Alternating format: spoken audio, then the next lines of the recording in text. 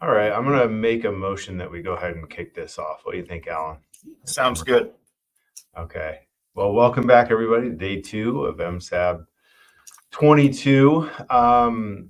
We'll quickly review the day and then jump into the draft report. I do have in my notes, Alan, from last night that to bring up the rules of procedure at some point here this morning.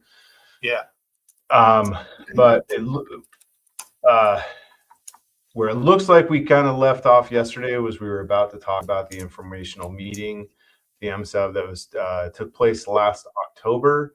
Walked through a lot of the work that Alan has done so far, talking about this overfish and depletion sort of definition research that'll need to go into that. And then we got a bit into the report writing. I think we wrapped up pretty well with some of the agenda items through 3 and then started in on 4. And I think we'll bring that up here in just a minute to kind of review. I'll hand it over to you, Anne Marie, if I'm sure I have missed lots of stuff, but if you had anything to add from what we went through yesterday. Nope, that sounds great.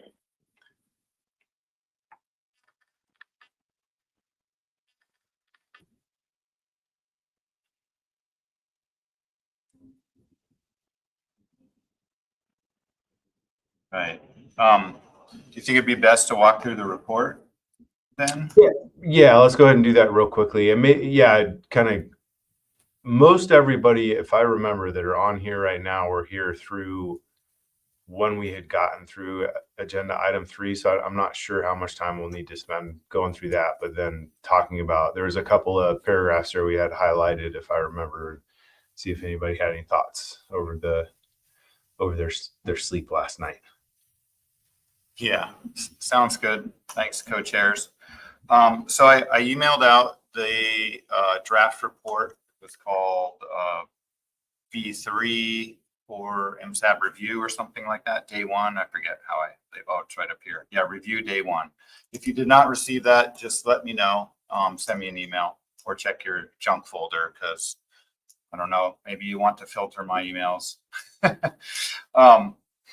Okay, so we made really good progress. A lot of really good requests and notes came out of the drafting session last night. We'll fill in the opening of the session and the total attendance. As Pete mentioned, one thing that we do like to do at the opening of the meeting, which I'd forgotten, was just to review the rules of procedure. And so as a reminder, Appendix 5 of the rules of procedure for IPHC, which you can go to, you can find those by going to the IPHC website, clicking on About, and then there's like documents and text for IPHC. There's a link to that. And that's the rules of procedure for 2025 are there, also linked here in this report. But it's good to just review, the goals of the MSAB, is to guide the MSC process, to provide the Secretariat with input and advice on planned MSC activities, but also to represent constituent views in the MSC process. So, a lot of times at other meetings, like the annual meeting, we will mention to the broader group of participants there that if they want to learn more about the MSE and the harvest policy, to reach out to MSAB members. So I think that's a really important goal for MSAB members. And of course, here at the Secretariat, we're always open for questions as well. The rules of procedure also state these different objectives of the MSAB as well. So I'll let you all read that at your own pace. But it's really, one thing we've always said about the MSAB and the MSC at IPHC, it's really a stakeholder informed and scientifically driven process. So just a reminder there. And I think it's always good to have that in the report as well. Okay, so we had elected Pete as a chairperson, and then noted here in paragraph 8 that a nomination for the Canadian co-chair will be forthcoming. We thank Ann Boudreau and William Lay from the University of Washington School of Marine Environmental Affairs for their presentation, and we will get that posted soon as an info document. It's not posted there yet, so I'm going to just highlight this and make sure that the numbering and everything's correct. And then noting that Ann and William will reach out to some MSAB members, but if you're keen on being involved in this research, please reach out to them. And their emails will be found in that presentation, or just email me if you don't have their email, and I'll put you in touch with them. So really excited about that work. We talked about membership, and there's some vacancies on the board. Welcome Courtney, and also welcome Doug Duncan, who was appointed in July officially. And he sat in a little bit on MSAB021. We recognized from the 21st MSAB last May that there were still some requests listed here. And I'm actually going to change this to recommendations/requests that are still in progress. And these are outlined here as exactly they appeared in the MSAB021 report. And that's good. So let's remember that today when we are drafting our report, that if we want to bring any of this into the report and make sure the Secretariat and the commissioners are aware of the work that the MSAB would like requested.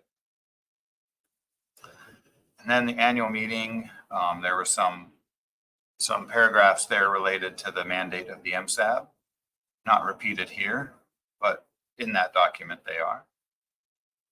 And then we got into the program of work, and basically an update on the program of work from last year and the work that has been completed up until May, which has been considerable amount of work since the annual meeting, which you'll learn about today.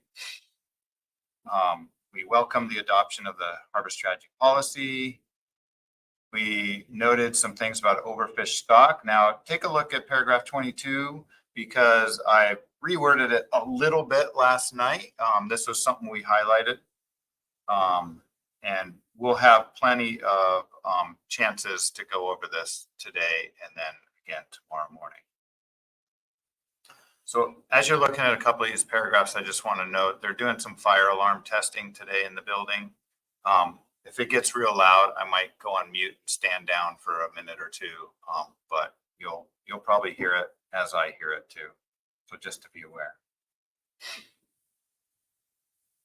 So you all should have a copy of this. If you want me to stop, I think right now we're just reviewing what we drafted last night. If you want to stop and discuss anything, just feel free and let me know. So we have some note about overfished and what it means to be rebuilt. We noted that the 70% probability for stock to be rebuilt from an overfished, I'll put that in, because before you get away from 22, yeah, I'm puzzled. The last phrase of the sentence, even though it's depleted, by definition, won't it be rebuilt when you reach 20% and with a 70% probability? I mean, there's going to be a gap between the depleted versus rebuilt, but the definition rebuilt is not going to change whether it was 19% or whether we determine depletions at 15%. It's still rebuilt when it gets to 20%, right? Well, thanks for bringing that up, Tom, because I think that's a really important part of paragraph 22, is that yesterday we discussed there's an overfished concept, but there's a depleted concept, and they're both separate. A stock may be overfished and not depleted, and a stock may be depleted but not overfished. So what this paragraph is saying is that we have a definition of what it means to rebuild if it's declared overfished. We do not have a definition in the harbor strategy policy of the stock being rebuilt if it's declared depleted. And I'm actually wondering if we need to call it a different term than rebuilt to avoid this confusion. So I think that 22 is good. And if there's a way to even clarify that more, let us know.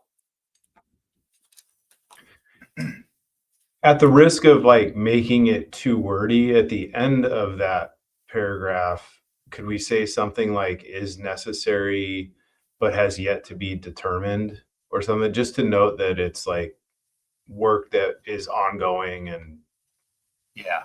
planned?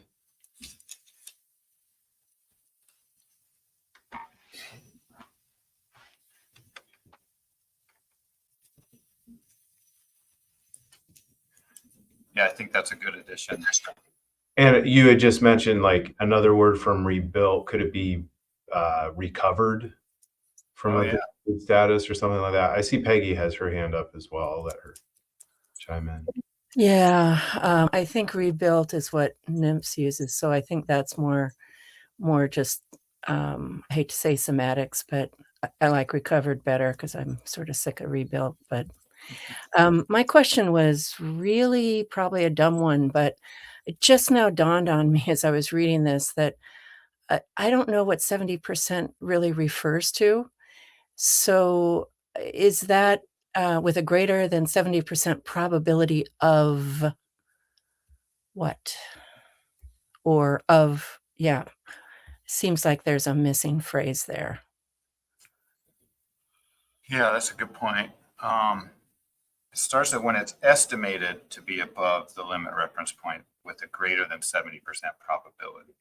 So that's it's the 70% probability that it is 20%. That is greater than 20%. Yeah. Right, above 20%. Okay, that sounds good. Leave it as it is. Yeah, I think it's just a long phrase starting from estimated here. Gotcha. That's all part of that definition. Yeah, I think the way to change the wording, let me know. I think it's good as it is. Thanks. Okay. Yeah, thank you.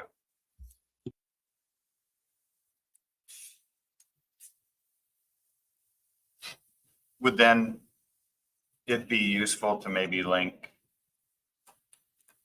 paragraph 22 here, just for that 70% probability?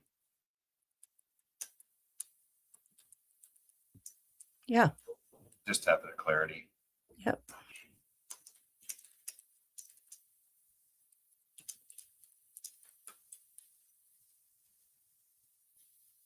I really like Pete. I really like the using the word recovered instead of rebuilt for coming out of a depleted status, because that rebuilt to me implies we've done something through management to rebuild the stock, whereas recovered is like we may not necessarily have the control to have the stock recovered. I think that's a great addition. Thank you. And it literally just came to me. I appreciate that. Yeah. I agree with Peggy though. Like rebuilt is that, as you guys well know, we're dealing with that term a lot. So yeah, has some baggage with it. Okay, so that's 22 and 23. We can always come back to that, but I think that's really good. That wasn't something on my radar, and I think that's a really good addition or output of this meeting. I just saw a few hands. Oh, okay. Sorry, yeah, I'm not monitoring. Go ahead. Who's up next? Yeah. Oh, Peggy just put hers down. Courtney, then Chris. Sure, go ahead, Courtney. Sure. Just with Peggy having questioned that probability term, do we ever use it's a confidence, really, is it not? It is, yes. Probability of being correct. I just throwing that out there for consideration if that clarifies things, but if it doesn't help, then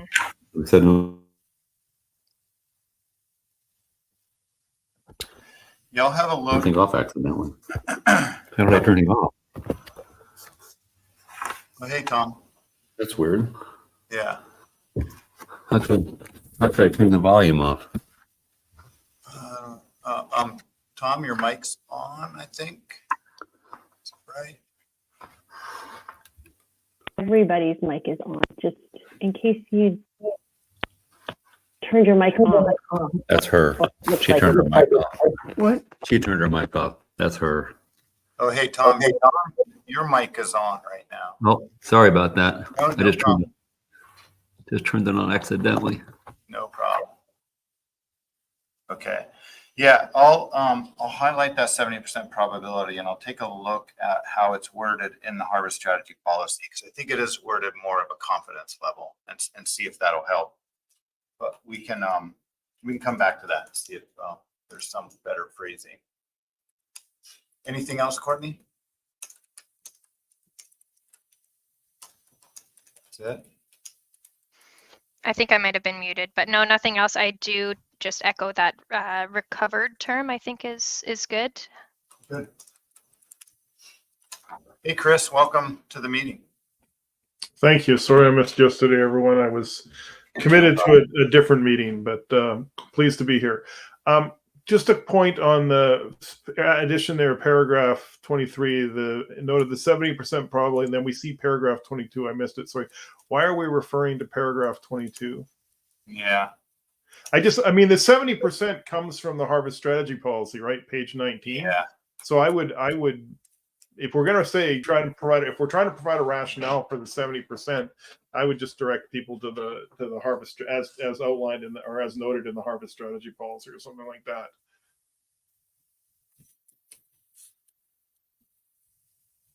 And just as another note, I think this discussion of rebuilt and recovered is kind of interesting. And I know we're just doing many meeting minutes here, but and we don't want to get into the weeds right now. But I think it's interesting that, theoretically, you can end up in a situation where the stock is considered, I think, theoretically, rebuilt, but it is not recovered. And I just think we need, at some point, maybe in the future, we might want to think, is that a possibility? And how do we make sure that it's clearly explained in the next iteration of the harvest policy or whatever it is? I just think that could be, we could find ourselves in an interesting state there, possibly. Hopefully we never do, but just something to think about. Thanks. Yeah, I agree, Chris, and I'm very interested in doing those investigations. We can draft some paragraphs, I think, under program of work for 26-27 that could direct the Secretariat to do those types of investigations. Yeah, I like the distinction, the rebuilt and recovered idea, just because one is sort of, you can do it through management actions. The other is more of a biological or environmental thing. So I think it's an interesting distinction. I just think how they could relate to each other is going to have to be clarified somewhere. Thanks. Yeah, I agree. Thanks for that. Okay, I'm going to move on, and we can always come back. 24, we talked about variability and changes in size at age.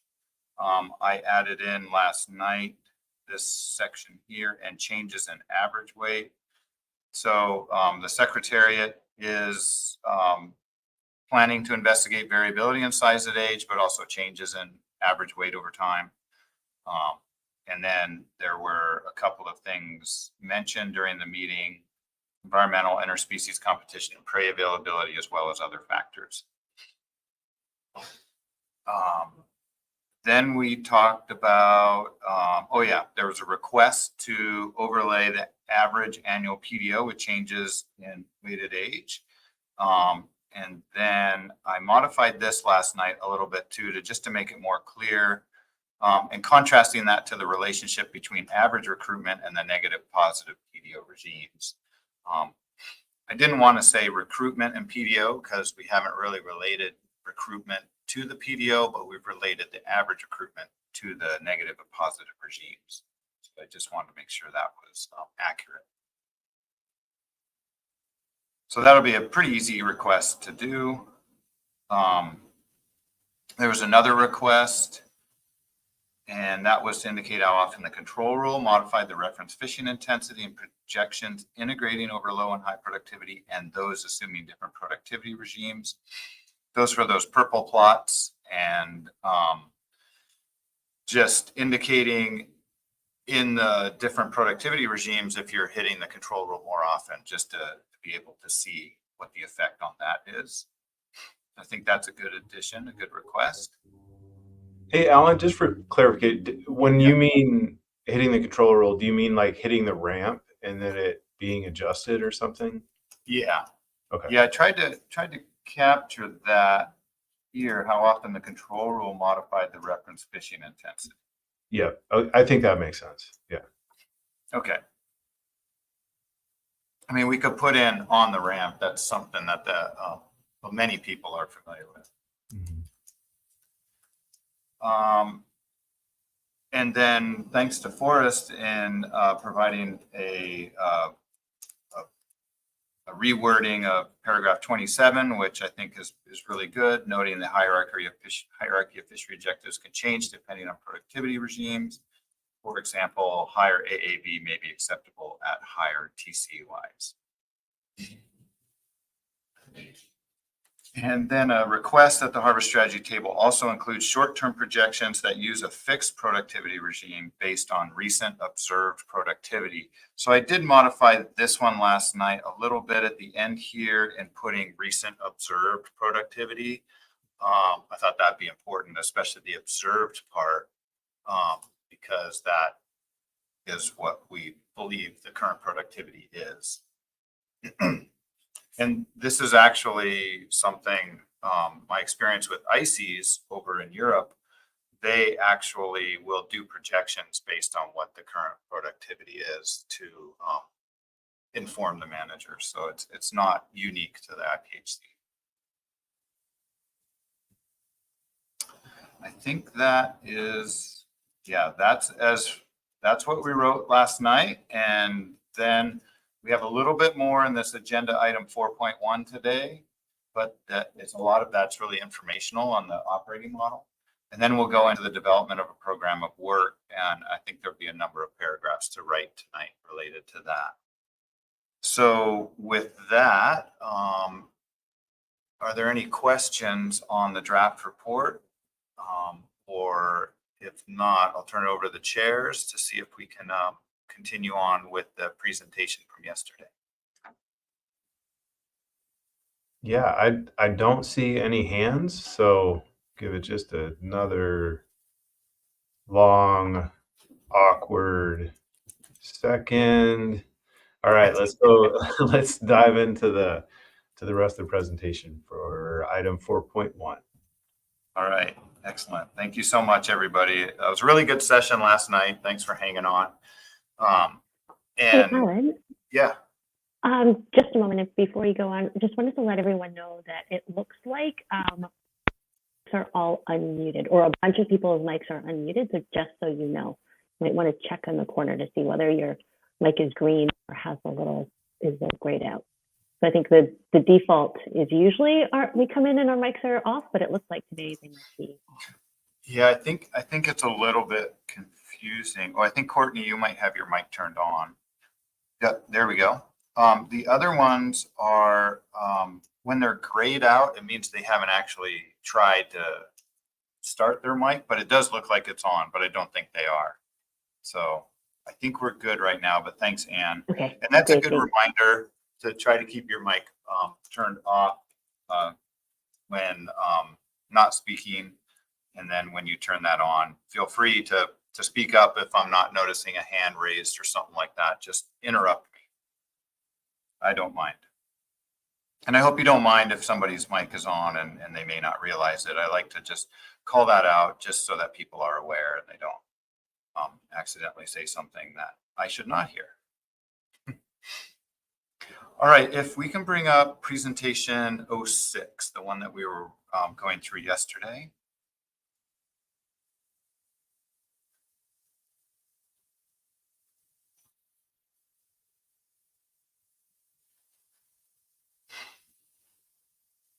And I will go to where we left off, just as a reminder. So yesterday we left off talking about the harvest strategy policy table. That's this table that's based on the columns from the decision table from the assessment. And we have a request to include maybe another block here for based on the current observed productivity.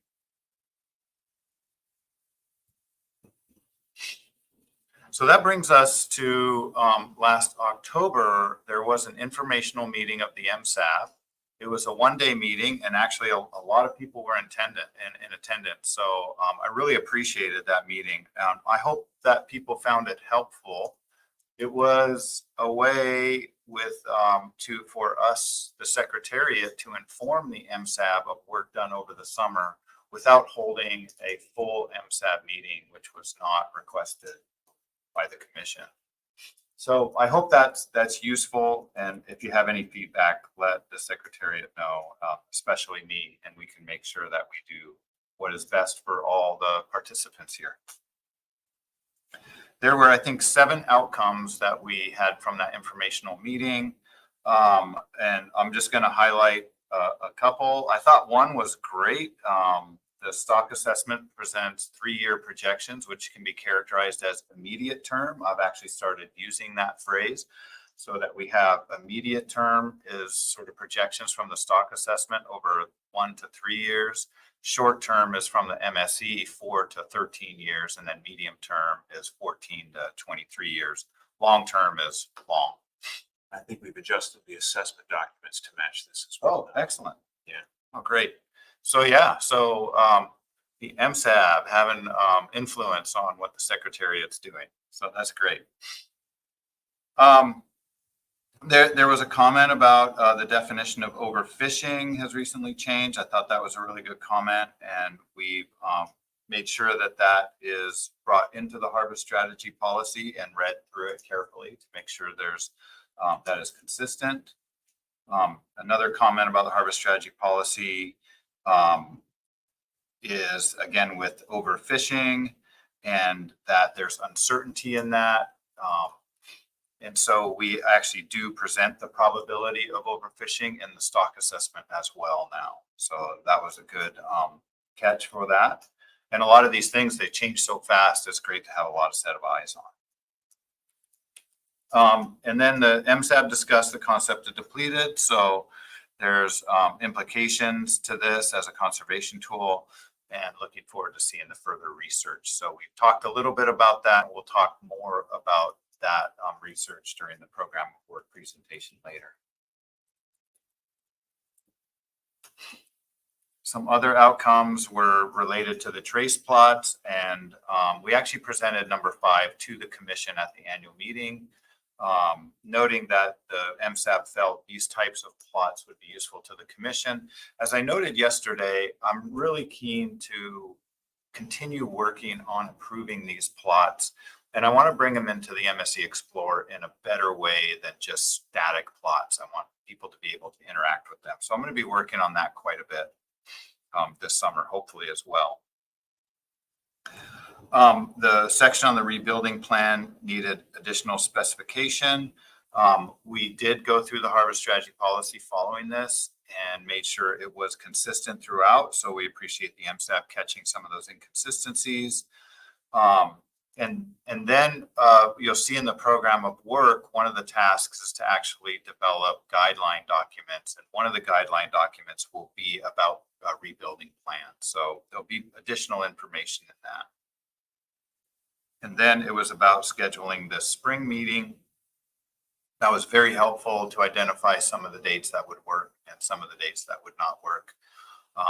And it just became that we could just slip it in right before the SRB meeting, which occurs next week. So I appreciate everybody being here for that. And always let me know if there's feedback on better times of the year to hold this meeting. Okay, any questions about the informational meeting? I think many of you were there, so again, I appreciate that. Now, the harvest strategy policy has a schedule of events, and this table is from the harvest strategy policy with an example of a schedule of events starting in 2025, but really it's meaning to show that triennial and the 6-year process and what happens with in this process that's longer than the annual time frame. So you see there's a number of things in the rows here, such as going out and conducting the survey, the FIS, developing a coastwide index, and that is done every year. So that is still an annual process. Even if we do not do a stock assessment every year, the survey would be an annual process. The stock assessment, however, is a full stock assessment every third year, which means you go in and completely look at everything from how the data are analyzed and brought into the assessment to how the assessment is actually characterized and the ensemble itself, all the assumptions in it, and then finally rerunning all the assessment, producing all the outputs. So that full assessment's done every third year, whereas an update stock assessment, where you're really not changing a lot of the assumptions going into the assessment, but adding the new updated data and then rerunning the assessment. That's done in the interim second and third year. Commission is seeing all this information every year and making a decision. And then comes the MSE part of this, where the operating model is typically updated after a full stock assessment. So we did a full stock assessment in 2025. Now in 2026, we've updated the operating model, which I'll present to you next. And we may do that every third year, but if there are not huge changes to the stock assessment and the operating model still is reasonable, then we may hold that off for 6 years. And that's very common in MSE, is to develop an operating model and then close it and then just use that operating model to do all your analyses. So we have the option in 3 years to update it. We'll see where we're at that point in time. Then there's exceptional circumstances. We'll check those exceptional circumstances almost every year. Because we just developed a new operating model, we don't need to, because an exceptional circumstance is really checking, is the operating model saying the same thing that our observations are saying? So we've just conditioned it to observations, so it better be saying that. But next year, we'll make sure that new observations still match our operating model. And then we have a whole process to go through with exceptional circumstances. Finally, we don't want to update the harvest strategy policy often. It's meant to be a document that's guiding the management. And if it's being updated every year, it's not really guiding the management, but the management may be guiding the harvest strategy policy. So we want to avoid that, and the commission are in agreement with that. So really, we're here right now where we're conducting a survey this year. There'll be an update stock assessment this year, later this year. The commissions will make decisions on the TCUI actually at the beginning of 2027. And we've updated the operating model, and we're going to reevaluate the management procedure, the reference management procedure. So that's our schedule. And if there are no questions, I'd like to just give you a brief presentation on conditioning the operating. Now, there's a lot of text here, which is really not important to anybody except me. And maybe a person at the SRB would be interested. But this is basically the workflow that we go through in the Secretariat to update the operating model. It's basically how we go from the full stock assessment, assemble those data and those outputs, put them into the operating model and updating the model itself, and then estimating parameters and conditioning it to that full stock assessment. And you'll notice we use the term conditioning here, the operating model, because what we're doing is we're developing an actually complex model that is what you might call over-parameterized. There's a lot of parameters in there that are correlated, and you'll see, I'll show you some examples coming up, but we can't get a good estimate on this because we could change one parameter and it changes the other parameter, and then we change them in the opposite directions, and it explains the data in almost the exact same way. So that's over-parameterized, but that's okay because we are using this operating model to simulate the population with uncertainty. So we're accounting for that over-parameterization through uncertainty as well.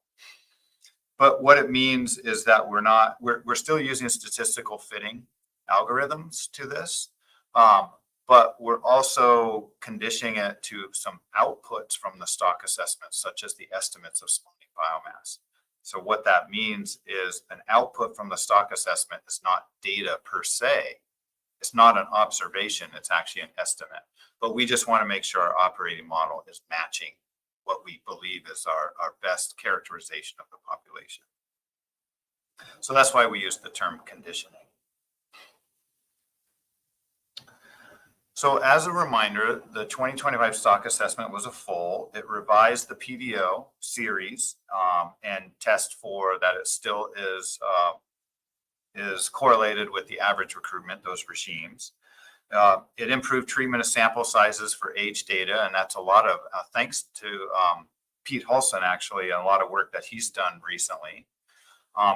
There's a better way to propagate uncertainty and selectivity into the assessment projections. They've updated this using standard procedures, the process and observation errors, and the variances in there for model consistency. There's been updates to data, including the commercial CPUE time series. So that was good. And then a big part of this was the maturity ogive. We've updated the maturity ogive based on years of research here and years of collecting it on the survey and other opportunities we had. And so that was actually a big milestone for IPHC, was to update that maturity ogive based on actual observations, microscopic observations of the ovaries. So let's see.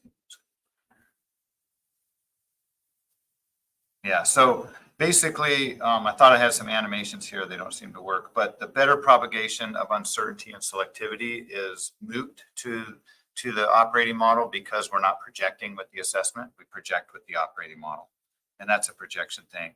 And then that maturity ogive is one of the bigger changes, I would say, to the inputs. So the stock assessment is the same 4 models as in recent assessments, and that's an areas as fleets long model, meaning it has a longer time series of data and catch observations. As an areas as fleets short, areas as fleets basically means you're splitting up the data into different areas, but you're not modeling the model as areas. You're modeling them as different fleets operating in these areas. And then there's 2 coast-wide models, a long time series, and then a short time series as well. And so the short time series starts in 1993. Is that right? I think, yeah, it's 1992. Okay. And and so we can predict the spawning biomass from 1992 for all 4 models, as shown in the right plot here. And so you can see there's differences between the models, especially what they think historically. And if we were to look at the 2 long models, they actually have a different characterization of the history of the stock as well. But they all come together and at a similar point, but still have some uncertainty across recent observations or estimates of spawning biomass. So it's good to have these 4 models. So what we did for the operating model is take that same concept, and we conditioned 4 individual models in the operating model. And so it gets confusing with the term model, and I wish it didn't have this using the model, but I'm trying to figure out a better way to say it. So I try to use 4 individual models, and the operating model is the ensemble of those 4 individual models.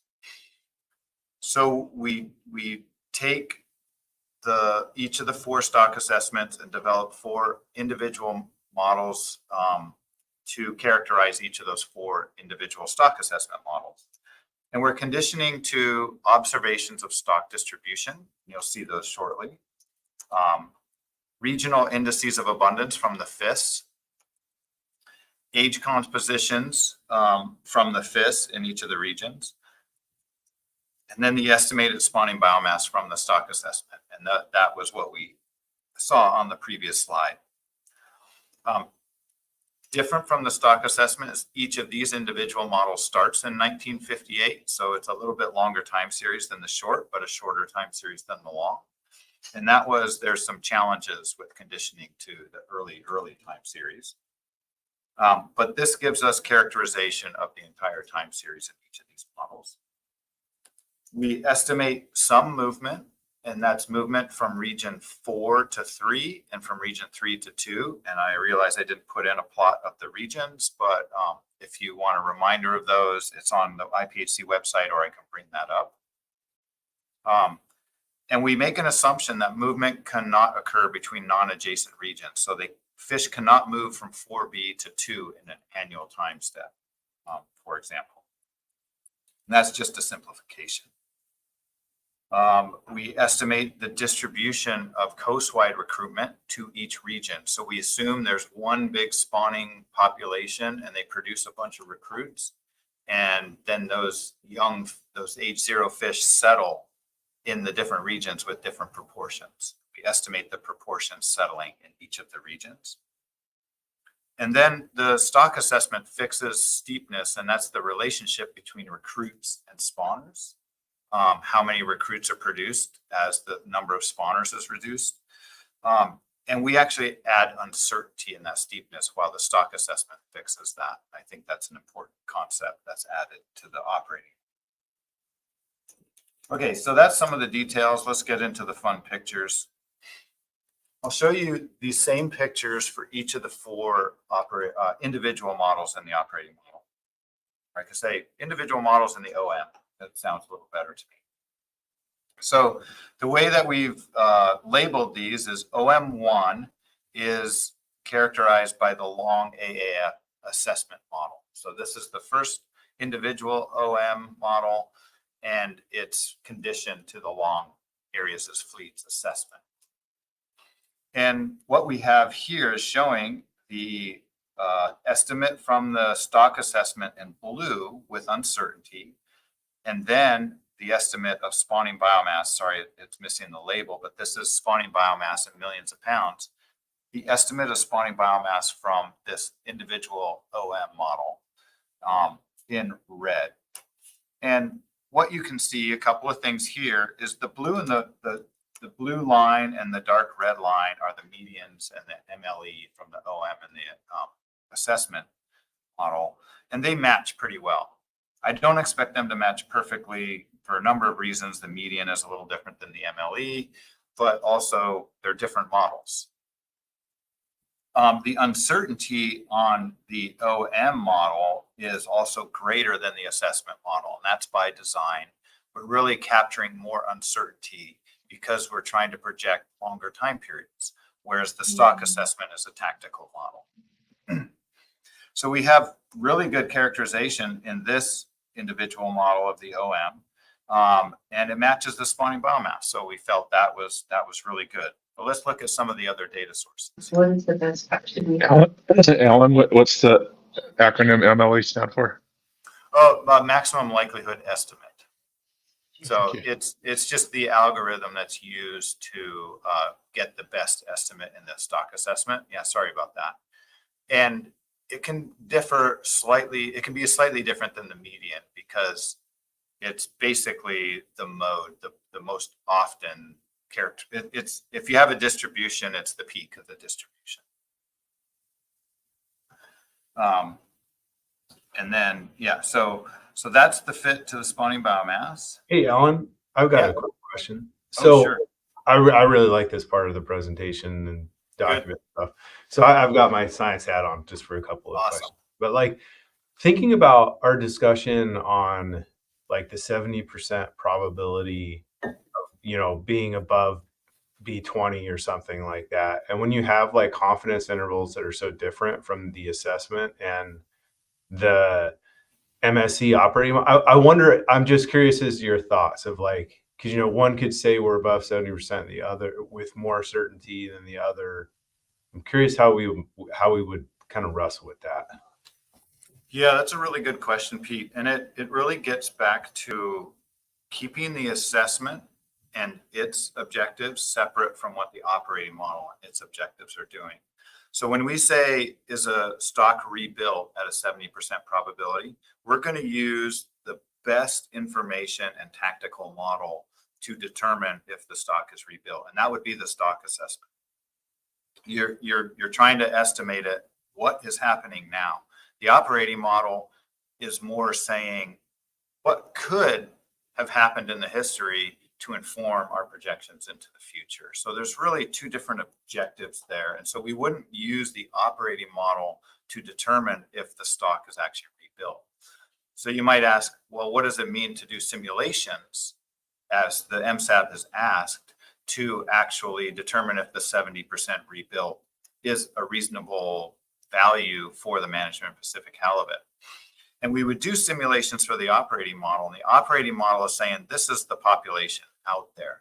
And then within those simulations, we actually have an estimation model mimicking the stock assessment that would then, we would try to bring the stock to overfished and then see if we can rebuild it and use the estimation model in these simulations to calculate the 70% probability if it's rebuilt or not. So there's a real separation between these two models, and they're both used for different aspects. So we're really here, when you look at this plot, we have our best tactical model in blue of what's happening now and what's best for the next 3-year projections and management advice for now. And then we have an operating model, which is saying, here's a lot of uncertainty in the population for our projections into the future to make sure that we're developing robust management procedures.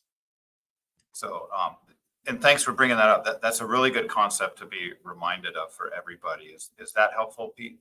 Yeah, I think that's a really good point to make. And I'll just kind of reiterate it in my own language, is that you kind of, the MSE and the operating model is looking at what could have been. The tactical model is looking at what actually happened and the uncertainty associated with each of those kind of states of nature. So yeah, that's great. I think that's a really good point to make. Cool. Yeah, and thanks. It's always good to be reminded of that. And that's why, we want to be really careful when we use the decision table and the harvest strategy policy table, that we're not using the harvest strategy policy table to really drive the decision for next year. We're really using that harvest strategy policy table to look at the long-term consequences if we were to manage that way consistently. So it's, yeah, thanks for bringing that up. That's a really good reminder. All right. So now the next plot that I'll show, and this one is a little messy. I've been trying to play with this and improve it. Sorry for the small text on it. But this is the all sizes distribution in each of the different regions, starting with 4B on the left and going down southeast to region 2 on the right. What is shown in each panel here is the colored dots, and they're different colors for each region. I tried to be consistent throughout the entire presentation on these colors too. The colored dots are the actual observation from the FIS data. So they're showing what percentage of all sizes halibut caught on FIS are in each region, or which proportion are in each region.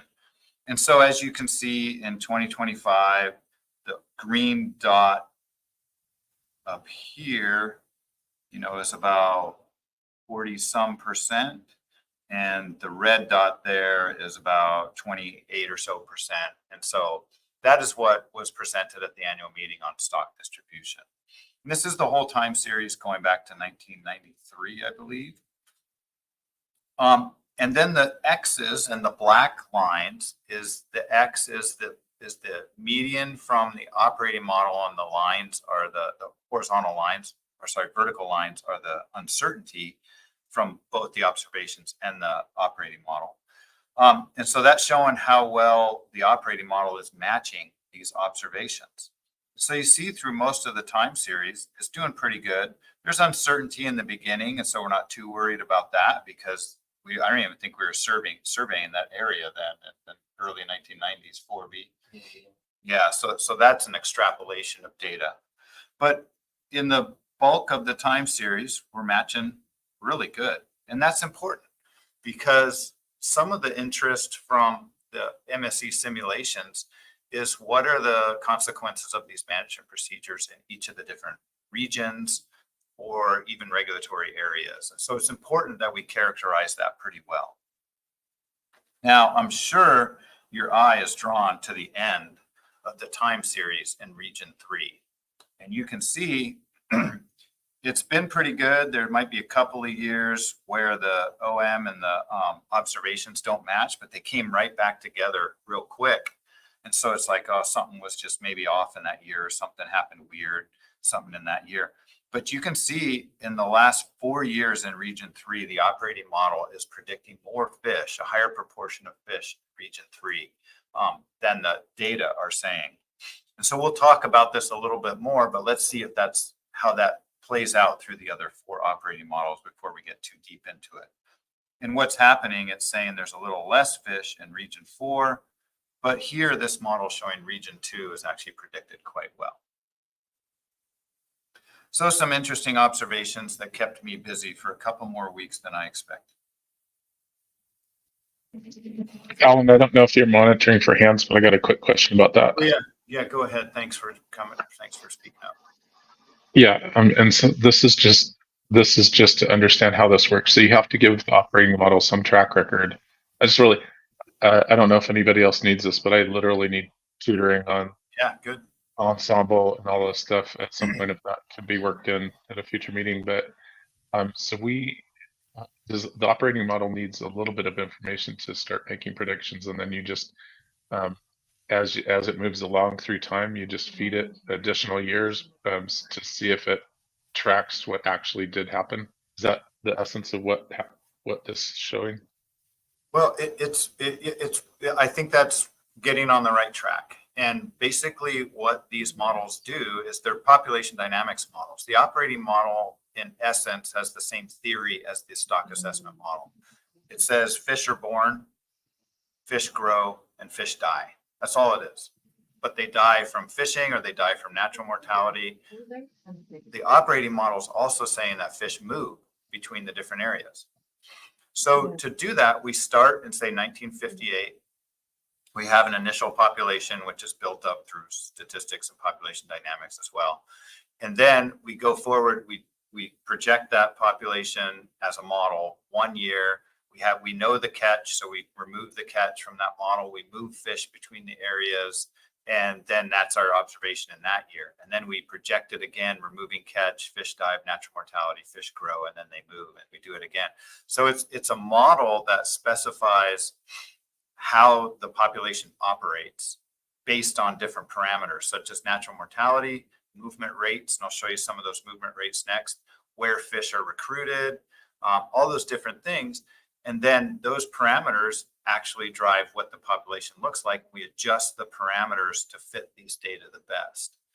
And so we have what's really happening here, and this is a little foreshadowing to a conclusion slide later, is we have movement parameters that are saying fish move in this way.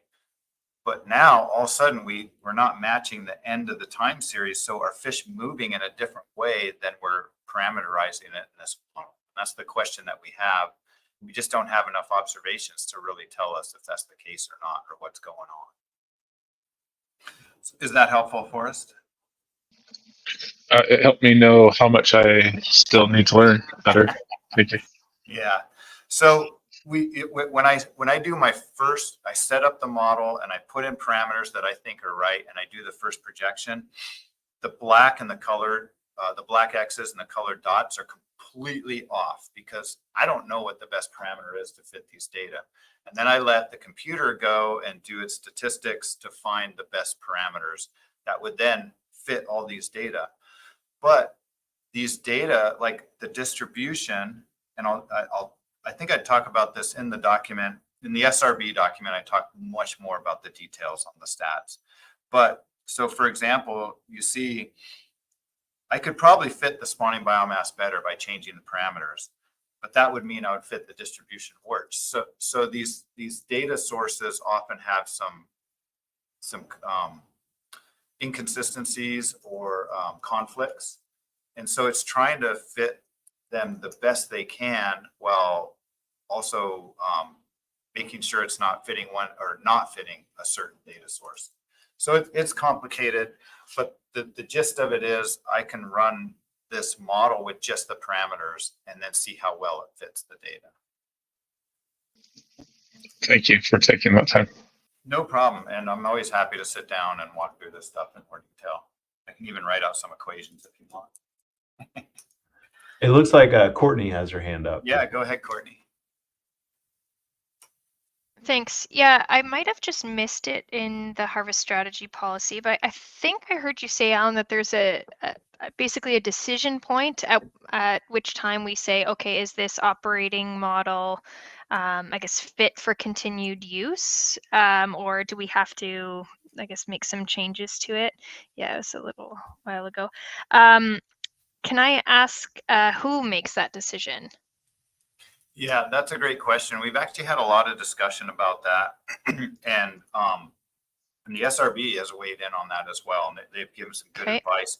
We've tried to write that into the harvest strategy policy, and maybe that's something that we can write a guideline document as well, is, you know, really how to deal with what we call exceptional circumstances. Yeah, when I So- first, I actually jotted down your explanation, your sort of layman's terms for what an exceptional circumstance would look like. I think I sort of had it along the lines of, does the model continue to match our latest, that's observations from the FIS, right? Exactly. That's how I characterize it. I hope that's understandable to everybody. But It was a lot more understandable than it's used in the policy, but that's Yeah. just me. Okay. Yeah, and so it's basically what's showing here in the schedule for exceptional circumstances is the line exceptional circumstances checked. So we have an operating model in 2026. In 2020, and so this operating model is conditioned with data through 2025. So now we're collecting new data, new observations from the fishery and the FIS.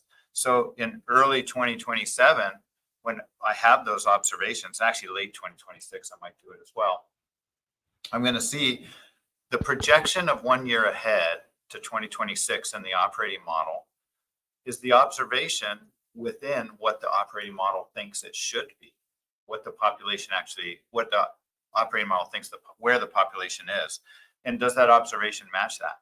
And so, for example, say the operating model says, oh man, the Pacific halibut population is increasing so fast. Next year is going to be double what it is now. It's not going to do that, but I'm saying, let's say it did. And then we get an observation from the FIS that says actually the population is half of what we thought it was last year. There's a real inconsistency between what we've observed and what the model is saying. And so we would say, wow, it's outside the ranges that we expect. This is an exceptional circumstance. We would then consult with the SRB and the MSAB, make them aware of it. And they might have some recommendations. It's like, oh yeah, what I saw out there is totally inconsistent with the survey. I think the operating model is right, you know, or something like that. We would present it to the commission. And then we would, I think I'm missing a row here. Then we would potentially actually recondition the operating model and investigate it, go through that whole process again to make sure that it is reflecting our observations. And then we would reevaluate the management procedure due to that exceptional circumstance and make sure that our management procedure is robust to the newly updated operating model. So it basically triggers a whole series of events with consultation with the bodies, the commissioners, and then a lot more work from the Secretariat.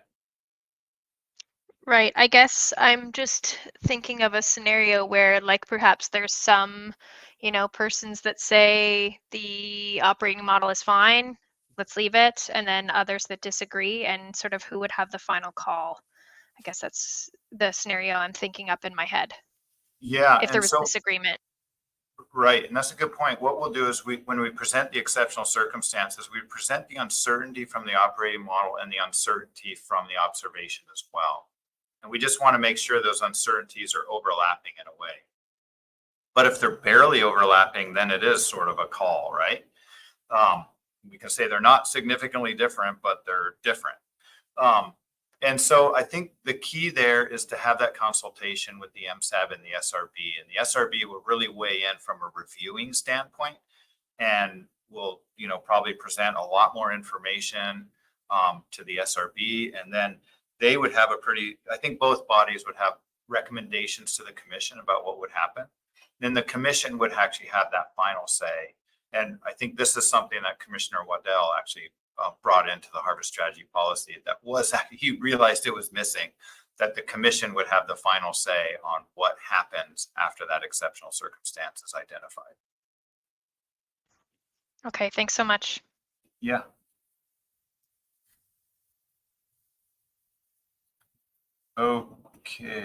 Okay, so here we are, distribution. Doesn't look bad. except maybe those final 4 years. That does have me a little worried that if this keeps diverging, that we could have an exceptional circumstance pretty soon. So we're going to really keep close monitoring of this. We'll discuss this with the SRB as well. Hey, Alan, I had a quick question on that plot. Yeah, sure. So you, in the document, you also provide like the fit, I guess, to the index, maybe what you would call it. Like, Yes. how do these two relate? Because the fit looks really good in recent years, but those Yeah. proportions look worse. Like, is this simply the individual area divided by the sum or something? Or like, am I missing something? So the fit to the FIS index is actually in numbers. And this is determined in weight. So maybe it's something to do with average weighted age as well. But it's interesting that you asked. So I don't present the fit. I tried to pare down the presentation a bit. But one thing I do during the conditioning process is I fit to each data source individually. I say, if spawning biomass was the only thing, what's the result? If distribution was the only source of data, what does the model think? And then if the index is the only source of data, how does the model fit that? And that identifies the conflicts between the data and the differences. And what I found is actually the index and the distribution are not always telling me the same things. There's some difference in there. And that's probably through that translation to numbers to weight is also in there. But also I think it could have to do with exactly what age classes are moving or something like that. So there are some differences there that are good to be aware of. The other point here is when I fit to only these distribution data, in other words, I want the model to fit these as best as I can, and it should match it pretty close. It still wasn't, it got a little closer at the end of the time series here, but it still wasn't able to match that. And that just tells me there's some sort of potentially difference occurring in the population. It's behaving differently than we've seen it behaving in the past. And we'll talk about that on a conclusion slide. Yeah. Okay, cool. Thanks. I think that's where it is. I think it's what I missed was that it's numbers in the index weight here. So there's some sort of like age distribution of the survey that's also being taken into account right here as determined through weight. Yeah. And as I said too, we're really asking a lot of this model and how it's parameterized with such little data. We're asking to do movement at age when we have the age comp data is in there, but it's not very informative. So it's really asking the model to do a lot. We're just trying to characterize it as best as possible. And so I wanted to present some of the parameterizations related to distribution and movement here because it's interesting. What I have on the left plot is the proportion of recruitment that settles in each of the different regions. And so we have a whole bunch of recruits, say 1 billion tiny little larvae out there, and then they settle, and about 70 to 80% settle in region 4, 20-ish% settle in region 3, and a small amount settle in region 2, and very small amount actually settle in region 4B. And then those fish start to age, and over the years, they'll move. And what the estimates of movement say, so these are movement plots on the right, and movement is different in a low PDO on the top row and a high PDO regime on the bottom row. And we have movement from 4 to 3 in blue, and then movement from region 3 to 2 in red. And all that this is saying is this is the proportion of fish at that age that will move from 4 to 3. So about 40–50% of the population at age 4 is moving from region 4 to 3. The blue is what's estimated in the operating model, and the gray is what has been estimated from a conglomeration of data in the past. It's sort of let's just take a look at all the different studies that have been done and put together a best sort of estimate of what all these studies have characterized movement to be. So it's not really a statistical analysis, but more of a desktop meta-analysis or something? Or? Yeah, it was really just a summary of all the information that we had at the time. It's a stitching together of many different studies across many different time periods. So in some regards, they're not exactly comparable, but it was our best attempt to put together everything we knew in one place. So you can think of it as sort of an a priori best guess on what movement would be. And then we're using the data and these operating models to estimate it and see, is it way off? If it's way off, then maybe there's some concerns, but it's showing a difference, but it's still showing some patterns that would be expected. And an important thing there, I think, is that a lot of these are stitched together from multiple studies. So we might have the rates from some age groups from one study and some age groups from a different study and some regions. And so it wouldn't be at all surprising that even the true answer doesn't look exactly like the summary. Yeah, and they could be from different regimes and all exactly. sorts of things. So It spans 500,000 tags put out over a 60-year time period or even 70-year time period across multiple different studies with different technologies. Yeah. But I think the point here is just look at what the operating model has to do to match the data, these outcomes. And so it's saying there's a lot of fish in 4 and then a lot of fish move, but at young ages. And by the age 10, very few fish are actually moving between regions. But we know fish are moving within these regions. Even at older ages, they're doing these spawning migrations potentially. So there's this ontogenetic movement. And I'm presenting this to you. This is the output of this model, but we'll see with the other operating model, individual models of the OM, that each individual model has a slightly different take on this. And I also said these individual models are over parameterized.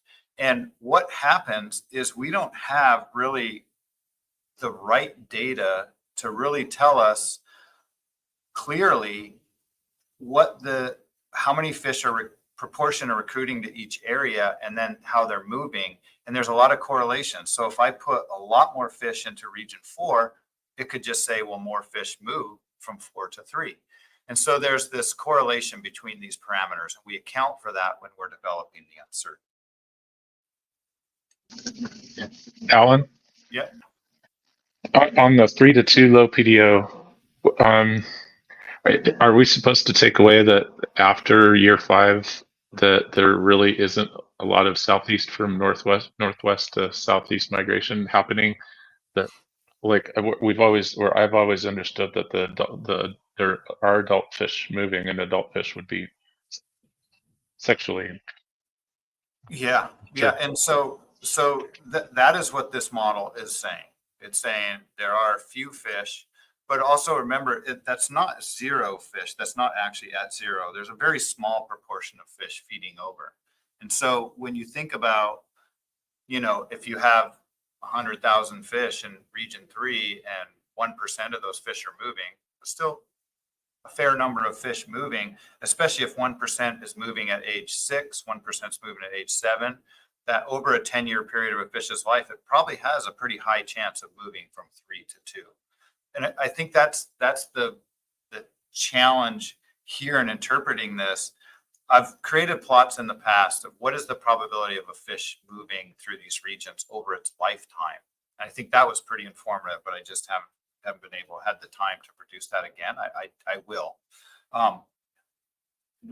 So in addition, with some of the pit tagging work that we did, we actually estimated, and even though that looks like a small number, because region 3 has got so much biomass in it, it actually adds up to a lot. I think the estimate that we got from the pit tagging was that on the order of 20% of the annual productivity of region 2 was actually immigration from region 3. So it doesn't look big on this plot, but that's because region 3 is very large relative to region 2. So it still adds up to a big fraction of the productivity. Yeah, that's in terms of year classes, did it group around particular year classes, older, younger, or was it evenly distributed? Yeah, I mean, that's a good point. Is that movement? We've really characterized movement in a pretty simple way here, and we did find that we had to introduce these regimes of the PDO, but we could characterize movement by year class, and maybe when there's bigger year classes, they move differently or something like that. We just haven't gotten to that point, but we've been talking to some other researchers about how we can start using our tagging data to understand movement a little bit better. But that's going to be a multi-year project that we're working on. So yeah, we're not certain, but we've seen, we're not certain how the different year classes move and if that strength of the year class has an effect on movement. Is this annoying to have these interruptions? I have so much curiosity, but I don't want to break the flow. No, it's fine. We're actually coming up to a break time too. And I think, you know, we have to think about, we still have plenty of time today to work through the program of work. If there's really detailed questions about the operating model, you know, that you're interested or individuals interested in, I'm happy to talk alone. But it's also fun to get into the details here. We just have to be cognizant of the amount of time we have for this meeting. But I think it's good walking through OM1, getting all these out so we can understand what we're seeing in the other plots. So go ahead, Forrest. Oh, well, you answered my question. Thank you so much. Okay, cool. Excellent. No, yeah, no problem interrupting. I'll try to keep us moving forward, but yeah, don't mind me if I seem like I'm trying to keep the ball rolling forward. Well, speaking of interrupting, Alan, I had a question. But we can, I mean, we could take a break if you'd like, or we could. Well, I think this is the last, so this is the last plot of OM1, and then I think we've seen all the plots are the same. So I think that's, you know, let's finish up OM1 with any questions, and then we'll take a break. How about that? Okay. So go ahead, Pete. I can appreciate the stitching together of, can you hear me? Yeah. Okay. I appreciate the stitching together of different things. I've been working with COD data, tagging data. So this was more interesting for me this time around. Having not been here, like when the OM was developed and everything, and like I went back and tried to kind of dig through that big MSC document and then looked at like Ray's paper on tagging and stuff. And my question is, like, you've got this built-in kind of, you know, clockwise movement from north down to southeast. Is there return movement also? Or is this the only direction that movement is in the operating model? This is the, I'm pretty sure that that it's only clockwise movement. I can't remember. I have plots of all the movement rates because I did use the data for other movements. There might be a small amount that can go back, and I can dig up that plot. I don't remember if it's in the document or not. I might have put these. I really tried to just summarize the estimates. I'll take a look at that, Pete, and remind myself of how movement occurs. But the paper, you know, that summary review paper by Piera Carpi on halibut movement has that really cool chord diagram. It's the circle and it has the arrows moving. And in that plot, you really see the bigger the arrow is, the more movement we've seen from tags from each area. That there actually is very small amount of movement going counterclockwise or backwards across these areas.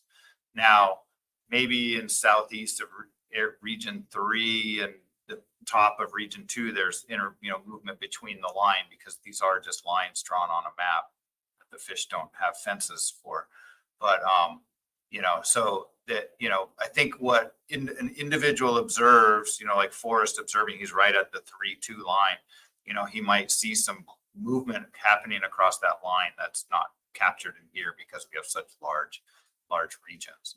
But I think there's a little tiny bit of movement backwards, but nothing compared to what the movement you're seeing here. This is the biggest movement that's occurring. But you're right, it's pretty much assuming ontogenetic clockwise movement from 4 to 3 to 2. Okay, that helps me. I mean, it seems that your tagging data suggests that there's, small movement coming back, but thinking about your OM misfit to the index and all of that, and this kind of like warming conditions, northward shift of stocks, like that might be something to kind of think about as you're going forward. Yeah, I completely agree. And I have a slide sort of discussing that.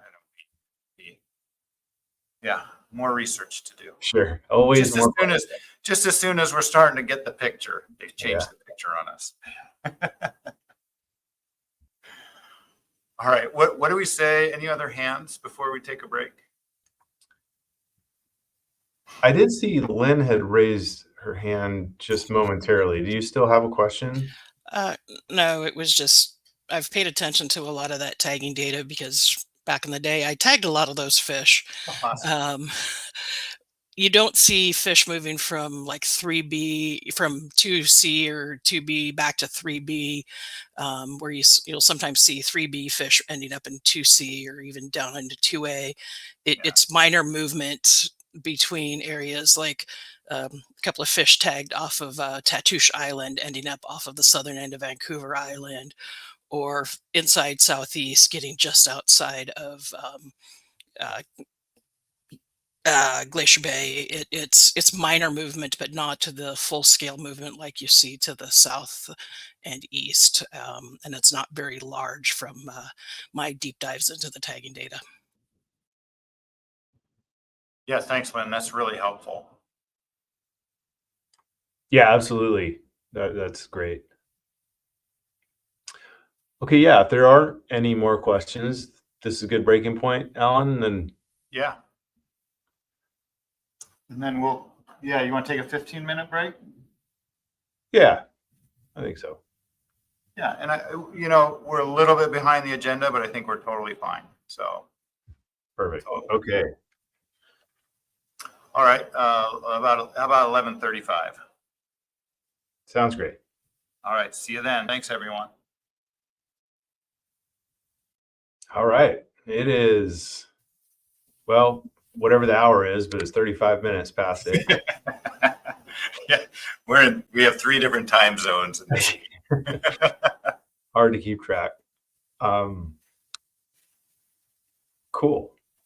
Well, yeah, I think, Anne-Marie, I think if you're in agreement, we can keep going with the presentation. And Yes, I actually was wondering if, I know it would be helpful for me, wondering if it would be helpful for everyone else, if Ian could provide his, if I remember correctly, it was like in terms of the difference between the areas as fleet models and the coastwide model.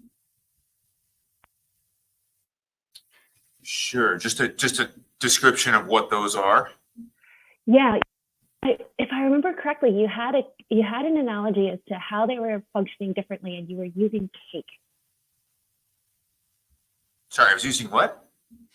I thought it was cake. I could be just making it up in my head, but it was something about how, or was it pudding or Jello, about the way that it refilled. It sounds like a great analogy. I'm not sure I can remember it though off the fly. Might have happened right before lunch. Oh, darn. Yeah, I'll have to work on that. So the both of these approaches, the coastwide models and the areas as fleets models, are really just a coastwide model underneath the hood. And so they fundamentally differ from the operating model, which actually has boxes and fish that move between the boxes spatially. And so I think that's an important thing to remember, that even though the areas as fleets treats the data separately, it's definitely not doing exactly what the operating model is. The benefit of the areas as fleets, and in the areas as fleets models, what we do is we separate each of the data sources out by region so that we can account for the different demographics in each of the sets. So for example, if the old fish in the stock tend to be in region 4, in the operating model, that's where they are. In the coastwide stock assessment, those older fish are effectively available to all of the different fisheries in the model, which is why we combined them. In the areas as fleets approach, we have different areas, fisheries in different areas represented as different fleets. And that way the spatial availability of, for example, the old fish can differ between different fleets. So region 2, for example, generally doesn't access the older fish in the stock, not because they couldn't catch them if they weren't there, it's because they aren't in region 2. And so we can approximate that with the areas as fleets approach, but it's definitely not the same as having explicit spatial areas. I don't know if that's helpful. I wish I could remember the pudding analogy, but I'll work on it. I will see if I wrote some notes down. I'm sure it's somewhere. Cool. Well, thanks, Ian. And again, you know, it is confusing. We have different models and we're using them for different purposes. So keeping them straight and then eating your pudding is sometimes challenging. I do want to show really quick, if it's okay with the Secretariat, that I share my screen. I hope that's okay. I just want to show all the movement probabilities, what is assumed in the operating model. So, you know, yep, it's showing. So I was oriented to this plot. This is showing movement from all adjacent areas. And you see Pete up in that top left is movement from 2 to 3. And that's non-zero. So there's a very small amount of movement probability.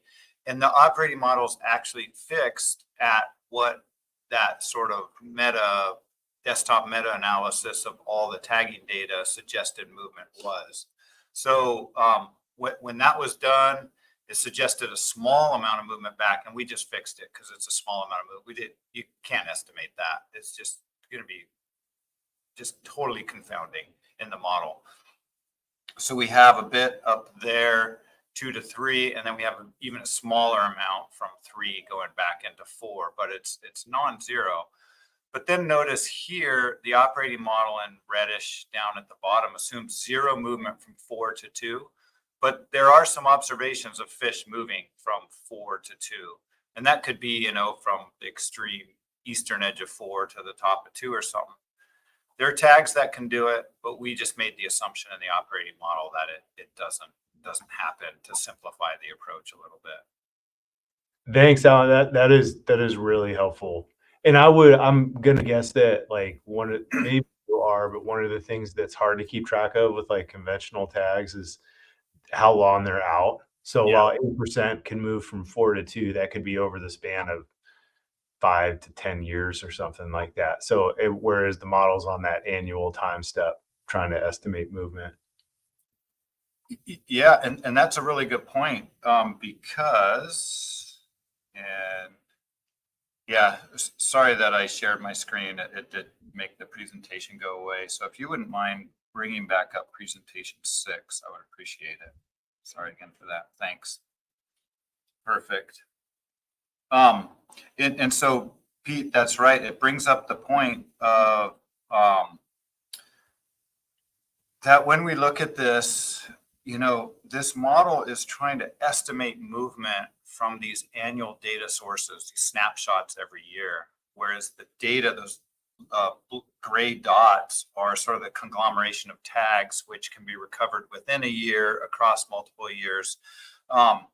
And so the OM is really trying to estimate that ontogenetic movement here and taking away that seasonal movement aspect of it. So it's doing what it can. And then I like what Ian said, you know, these are still slightly higher than 0 probabilities out here for the older ages. But when you have a large amount of fish in 3 moving to a region that has typically a smaller amount of fish, that can be a lot of input into region 2 from 3, even with a small proportion of them. All right. Okay, so I was looking at the agenda, and I think, you know, we'll get through this fine. But what I want to do before lunch is make sure this presentation is finished and maybe get a quick introduction to the program of work. So we have, and then I guess, Pete, you have to leave shortly. And then I'm thinking we'll probably take a lunch break around 12:30 Pacific, if that's okay. Yeah, that sounds great. Yeah, I'll be dipping out here in just less than 20 minutes. Okay. But we'll be back after lunch.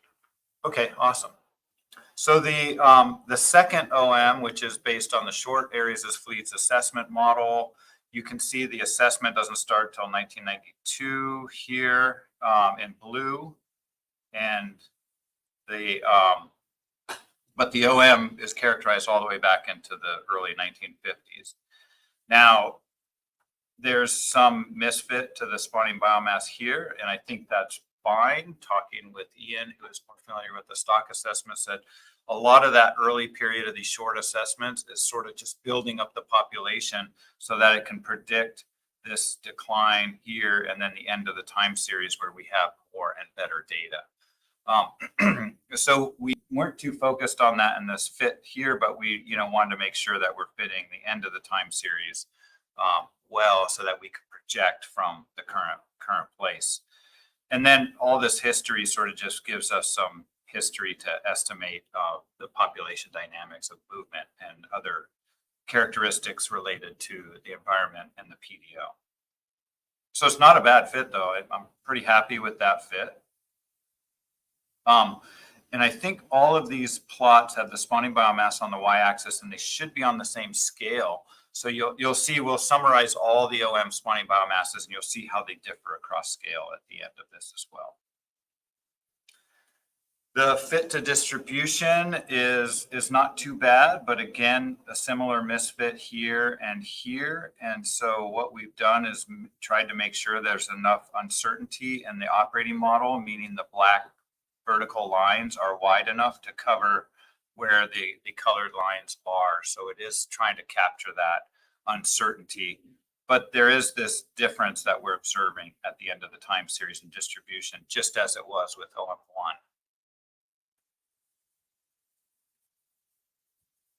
Where there's a difference from OM1 is here. This is saying that actually a very large proportion of the population recruits to Area 4. And actually when the PDO is positive phase, almost all are recruited to Area 4.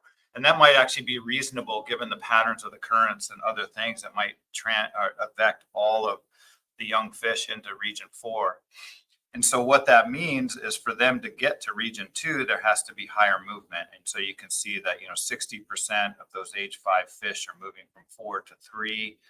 And then a large proportion are moving from 3 to 2 as young fish and then dying off quickly.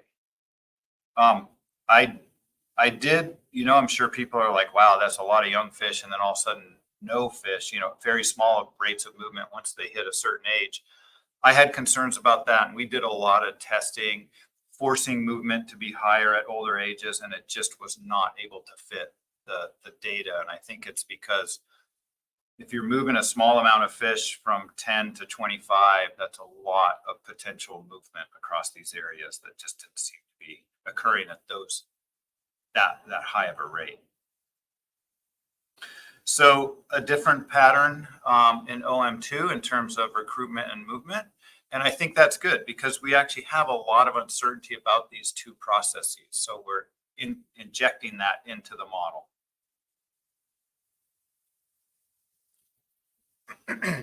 Now, the third operating model is based on the long coastwide model. So there's different parameterizations here in terms of what the assessment it thinks is happening in the model.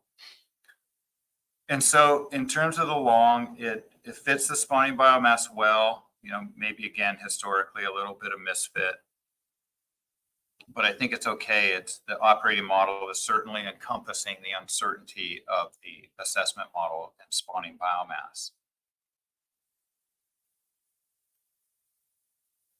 The distribution is fit well historically, again, but here we have a slightly same pattern, but we have a little bit more extreme difference in the last couple of years in Region 3.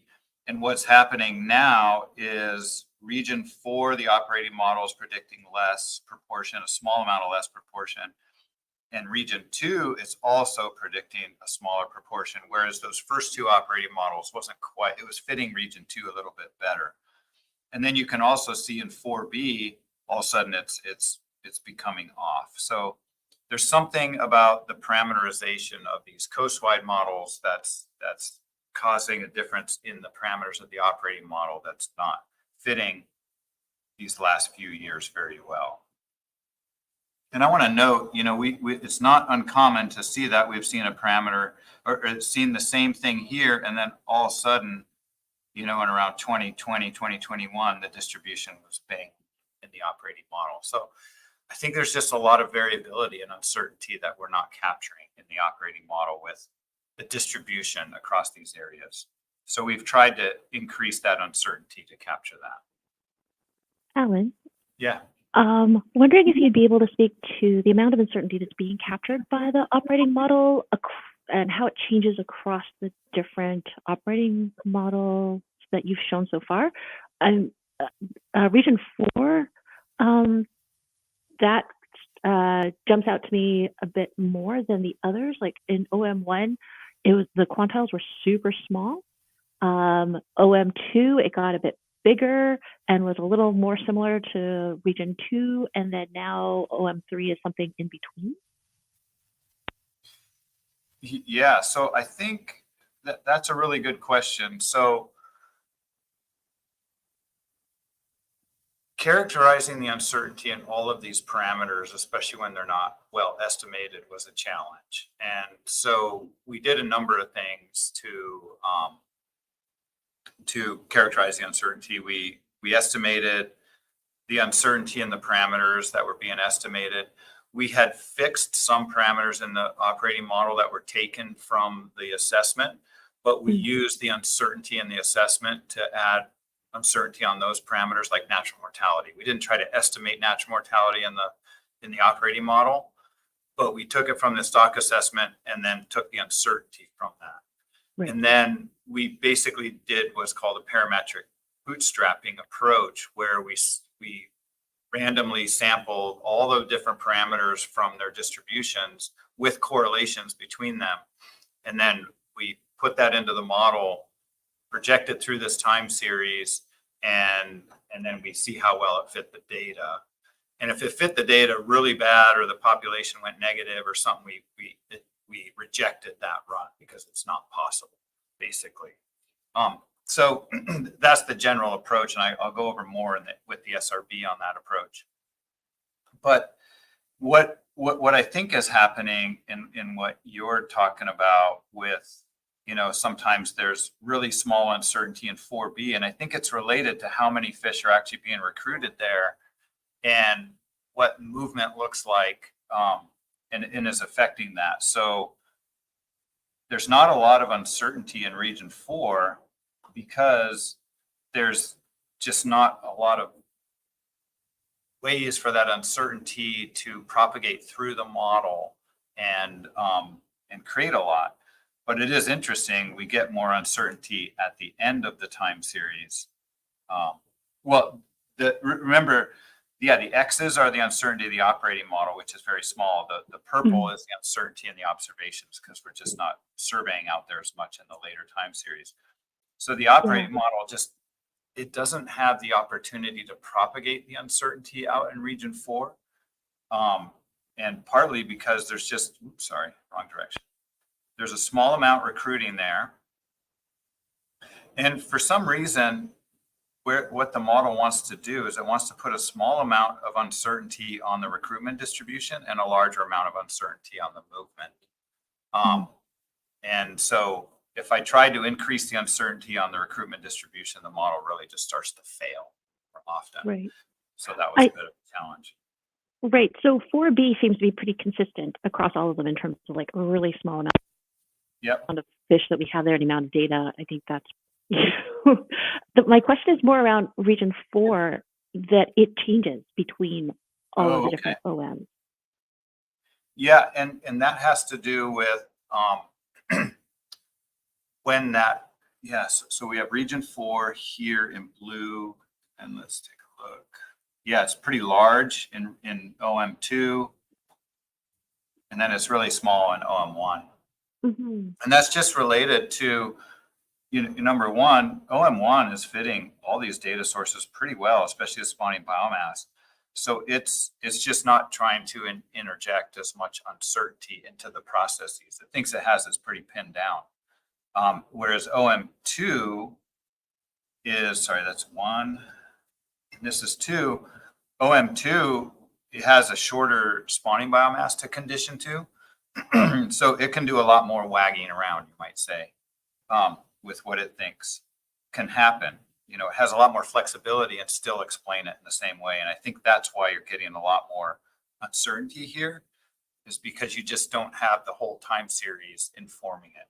And then you go to OM3, you have that long time series of spawning biomass again, but it's not able to match that spawning biomass perfectly. So it thinks it has a little more, or injects a little more uncertainty, and you're sort of in between 1 and 2. So I think that's what's happening. And then to explain things like this, when I saw how far these were off, we started to actually increase some of the uncertainty, say on the movement and other parameters, to try to make sure that we're capturing this as best as we can. And you see we're still not overlapping all of those. Great, thank you. Yeah, it's a complicated process and time. So many moving parts. Yeah, and so then we get to the fourth operating model, which is the short coastwide. So a unique feature of the short coastwide is this is the one model where the female natural mortality is still fixed at 0.15. So the assessment model does not have uncertainty on that parameter. In the operating model, we do put uncertainty on that parameter. So the assessment model, you can see how small the blue band is in that assessment model, and it just has less uncertainty because more parameters are fixed. It's also fixing natural mortality at 0.15, which the other 3 models estimate it higher, the females, for females. And this model just had a really hard time. I mean, I think it does pretty good with the spawning biomass, but not as good as the other models. And so we had a really challenging time conditioning to the spawning biomass in this fourth operating model. But we did the best we could. And then we have to have a lot of uncertainty in this model to capture what the assessment is saying as well for the spawning biomass. The distribution, again, the same parameters, and this is very similar to operating model 3. So there's really something with conditioning to the areas as fleets and conditioning to the coastwide. There's some similarities in how it's fitting to the OM4. But you notice here, it looks like the variability is not as big even as OM3, and maybe that's because some other parameters had to be fixed or something like that. There's a lot of uncertainty in 2 though, and that was really a weird outcome. So it must be estimating a lot of uncertainty from movement from 3 to 2, but not a lot in the recruitment distribution to 4 and then movement from 4 to 3. And so one thing you'll notice here is this is a really different story as well. It's saying that it's almost equal proportions of recruitment in 4 and 3. And then it has these sort of peaked movements with actually some movement estimated at even younger ages than was appearing in the other operating models. So a slightly different story in how movement occurs in OM4. So I think, well, you can see now this is the spawning biomass plotted for all the OMs, and you can see really there's a huge difference in scale. The long models have starting at a lower spawning biomass, whereas the short models have more uncertainty and starting at a slightly higher spawning biomasses historically, but they're all ending up at similar places. Some have more uncertainty. OM2 actually has a lot of uncertainty at the end, whereas OM1 has probably the smallest amount of uncertainty. But overall, they're characterizing the spawning biomass and characterizing that uncertainty captured by the ensemble stock assessment. And I think that's important because we saw they're telling different stories, each of these operating models, and incorporating that uncertainty of those different stories is what is really important to these projections. All right, so I said we would discuss the conditioning. And first of all, these results will be reviewed by the SRB next week. So if you want to see some more of the nitty gritty and get into some more details, tune into the SRB. And you'll get to hear some of that. I think I'm presenting the first day of that. All the models captured the trend in spawning biomass with OM4 showing a little inconsistency, but that's a very different model than the other three. And they all had that problem with region 3 in the last 4 years in terms of the proportion of all sizes biomass in each region. And as I noted, if I force the fit to only distribution, I said to the model, fit this as best as you can. It still showed that, still wasn't quite capturing the recent trend. It was better, but it didn't quite capture that recent trend. So there was that bias there. We've increased the uncertainty to try to capture those recent observations without making it just overwhelming to everything. But really what we're thinking about here is that this may be indicating that there's a change in how the halibut are moving in general. And this could be something to do with the environment. We have movement related to PDO regimes, but there's been an indication that the recent PDO is just not as correlated with other variables, other environmental variables as it once was. The North Pacific has been experiencing very high temperatures in recent years, even in low PDOs. And there's been these new unseen relationships occurring between these different climate variables and even some of the fish stocks up in Alaska. So we're thinking, is this the sign of a different regime that we haven't seen yet? And for us to really get a good picture of that, we're going to need more years of data. And that's the problem is, we're looking in the rearview mirror driving forward here. So we're going to keep our eye on that and see what's happening. And that's also why we wanted to present the PDO that we showed the plot yesterday, where 2025 was one of the lowest PDO observations in the over 100-year time series. So some interesting things happen, and we're just not certain exactly how the population is responding to that. And we'll keep our eye on that and be monitoring to make sure the operating model is consistent throughout the coming years. I think that is at the end of, so the final thing I think I wanted to show you for the operating models is once you then integrate all these models together and calculate the spawning biomass, I think this is really the take-home message that the integrated operating model is really characterizing the ensemble stock assessment in terms of spawning biomass very well. And that's why I'm in support of using this operating model to project into the future, given the amount of uncertainty that is also put into it. All right, I think that's it. Any questions on the conditioning of the operating model? And we just have a couple more slides, then move on here. I don't see any questions. That's good. If you want to see details on that, we'll be talking to the SRB on it as well, and I'm sure they'll come up with some good questions. But these are great questions today.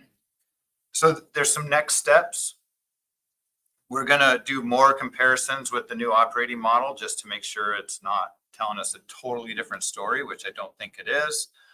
So we'll compare it to past results, do similar simulations, and just say, hey, look, it's still telling us similar stories. Now let's go ahead and really look at our simulations. And so going ahead is really the 2026-2027 program of work. And that'll be our next presentation. So to end this presentation, this document 06, just really, there's one recommendation out of this, although the MSAB has already found some good requests that came out of the presentation. And that's just that this document described a lot of the work that's been done up to this point in time. All right, so before we move on to presentation 7, is there any questions from this presentation and the work that's been done so far? And then the next thing we'll do is talk about the work that we're going to do over the next year or two. Just give a moment for people to have a think about it.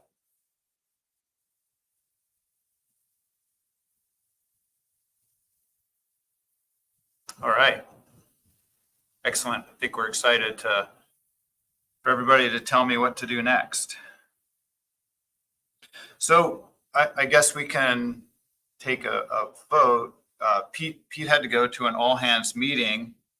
So I think it's best we'll just press on a little bit and then we'll break for a lunch so that Pete can have time to do his all hands meeting and then grab a quick bite before coming back to the MSAB meeting. So if we're okay in forging onward, if the Secretariat could bring up presentation 07, please.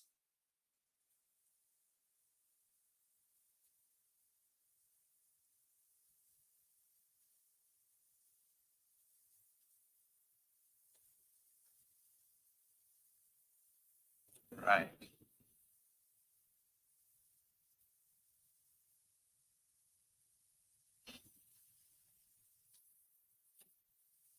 Okay, I'll give an introduction to this, then we'll break for lunch. People have a bit of time to think about some of the things, and then we will have a good discussion after lunch and draft some of the report.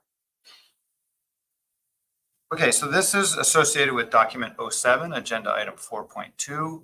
And this is really going into the details of the work that we would like to perform in the management strategy evaluation. So as I showed earlier and we talked about, I just wanted to remind everybody of the schedule of events. There's a lot of things that happen. This is from the Harvest Strategy Policy document. And we're currently in 2026, meaning an update stock assessment, but a lot of work on the MSE following the full stock assessment 2025. And so we want to make sure the operating model is conditioned and reviewed, which will be completed next week after the SRB meeting. And then we'll start reevaluating some management procedures to make sure there's consistency there, nothing new pops up. And then we'll begin working on the new program of work. So if you remember at the annual meeting, we actually had a lot of discussion with the commissioners there about what work to do next. We highlighted that the Harvest Strategy Policy was adopted. And so it was sort of a question, well, now that the Harvest Strategy Policy is adopted, what next? And fortunately for me, there's a lot to do next. Keeps me busy here.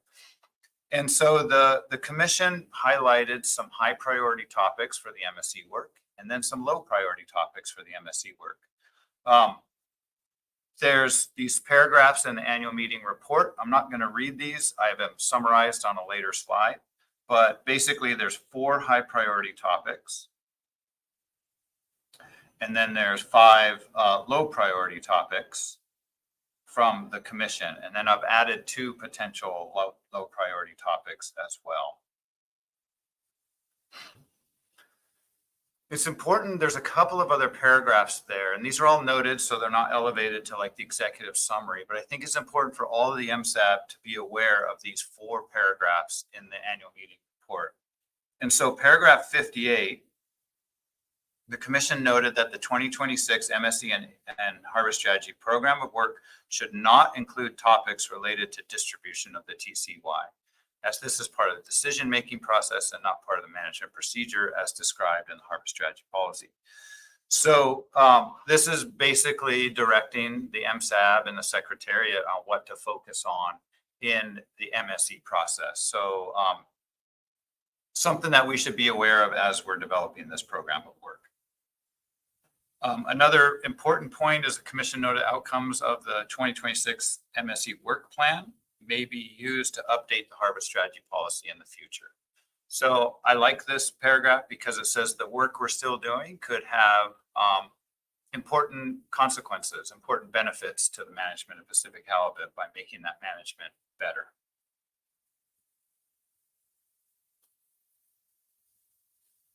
Okay, I believe the presentation is split into describing the high priority tasks first, and then describing the low priority tasks. So in terms of high priority tasks, we've talked about one of those, which is nearly complete, and that's conditioning the MSE operating model. And then a second high priority task is to evaluate a range of SPR values or fishing intensity. That's good because MSAB has actually recommended doing that. That's an in-progress request from MSAB021. And also the MSAB has a recommendation from MSAB020 saying that the reference SPR, recommending the reference SPR to be changed to 46% from 43%. So we can get at both of those questions doing bullet point 2 here. Another high priority task is to investigate productivity regimes. I think we're all pretty interested in that. And then to further develop the depleted concept and identify a limit reference point. And the MSAB has already expressed interest in that research and has already made a couple of requests related to that. So we just talked about the conditioning. I don't think we need to talk about that anymore, except that we'll be checking for exceptional circumstances, and the conditioning process doesn't need to be repeated until after the next full stock assessment, and then we'll see if we need to recondition it. But we do want to recondition the operating model every 6 years at the most. Another important concept here is, even though we've now conditioned it, we're not going to ignore the new data. So we do update the operating model to reflect the most current data in terms of, say, this is conditioned in 2026. We're going to get new observations for 2026, such as weighted age, and that will be incorporated into the operating model in 2027. Okay. So a range of SPR values, or the fishing intensity. This is something we focused on almost every year at the MSAB, and because it's probably the most important element of a management procedure that we're using here, the SPR-based management procedure. So a number of objectives here in evaluating a range of fishing intensities. One is to ensure that the reference fishing intensity continues to be the optimal fishing intensity to meet the Commission's priority objectives. And those are those 3 objectives that we presented yesterday, being above RSP 20%, being at or above RSP 36%, and then the trade-off between variability in yield and total yield. And then, as a reminder, MSAB 21 had this recommendation to evaluate a range of SPR values. And they said, you all said then, range of SPRs from 40%, 43, 46, 52, 55, and 100%, where 100% really means no directed fishing. And I agree. I think this still remains a good range of SPR values to investigate. Noting it can be extended, and the Secretariat will likely extend it beyond, at least to higher fishing intensities, like an SPR of 35%, which is that's the MSY one, right? 35. Yeah, just to match the current fishing intensity or overfishing definition as well. So, there's a hand. Go ahead, Chris. Just in terms of this is a reasonable range of values but can be extended, when are we going to talk about possible other fishing intensities to talk about? Is that now, or is that coming up in the meeting? I think that's now. Okay, well, one thing I'd like to see is, I don't know how you would do this, but SPR 100, but with no fishing at all, like no bycatch, nothing. So it's sort of like 104%. I don't know, but you know what I'm saying? Like just that would actually be 100%. Yes. No directed fishings, like an SPR of 96%. Yeah. So I just, if we could do that, I think it'd just be interesting to see, to understand how the stock reacts to no directed fishing and no fishing at all. Thanks. Yep. Yeah.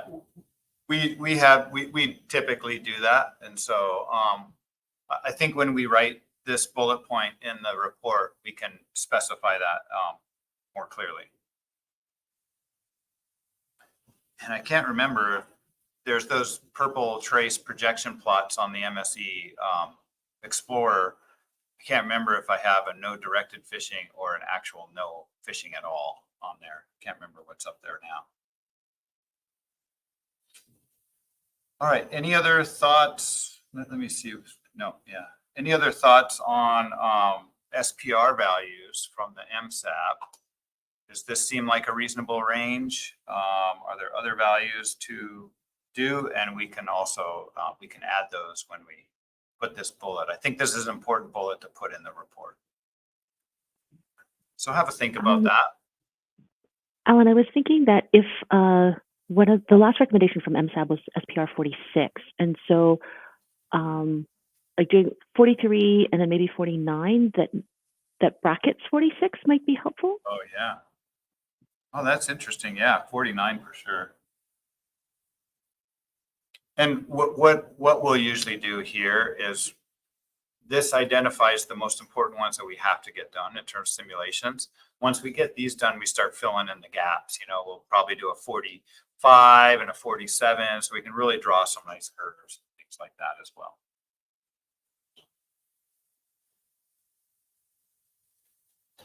All right, so that'll be fun. I think that'll be a big outcome of the work plan for this and next year. Okay, so the next high priority topic was to investigate productivity regimes. And this is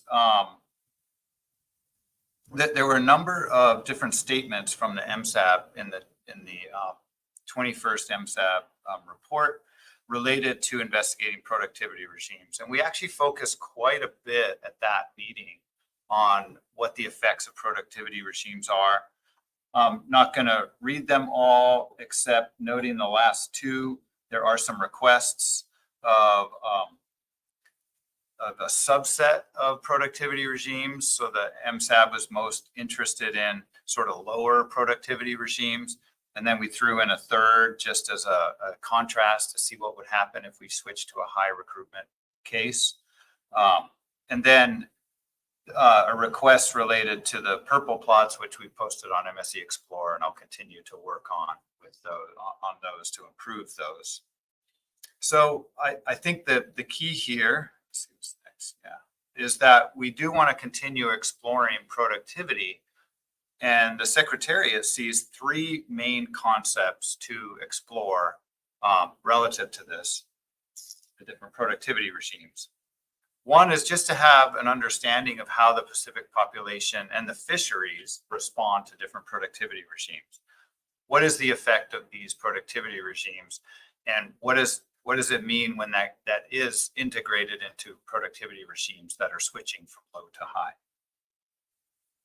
A second objective here is the optimal reference fishing intensity different in different productivity regimes?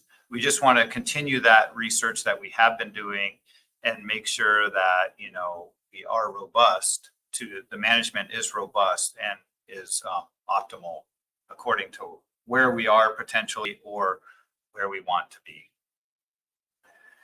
And then the third one that's of interest to the Commission is, can productivity regimes be incorporated into a management procedure somehow?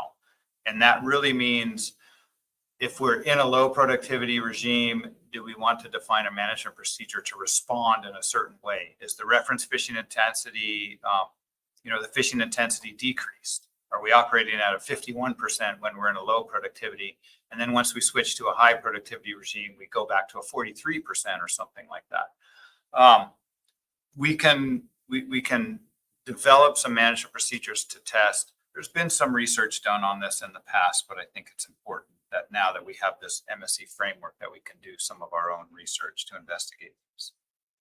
But I think to get to three, we need to understand 1 and 2 first and then develop some management procedures. Alan, could you elaborate before you switch slides on number 1? And when you say how fisheries respond, can you give some examples of what you would want to look at there? Yeah, and so I'll start with the easy one, how the halibut population responds to productivity regimes. And we saw, low spawning biomass, maybe different movement rates and things like that in the different productivity. And so it sort of gets to okay, we're in a low productivity regime. What are our expectations? And does are we actually concerned, or is this an issue or a result of the different productivity regimes? How the fisheries respond, that's a more challenging one, but I think what really can be investigated there is what's the effect on fisheries in terms of mortality limits.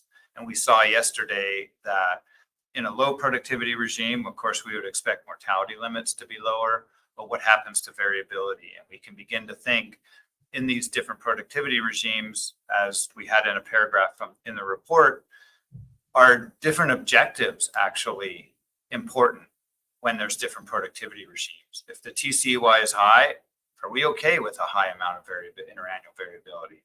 When the TCY is low, we want more stability perhaps. So I think that's what we meant by how fisheries respond. Is just what's the effect on the fisheries, and what are some of the do the objectives change in the different productivity regimes? Okay, and okay, thank you. Sure.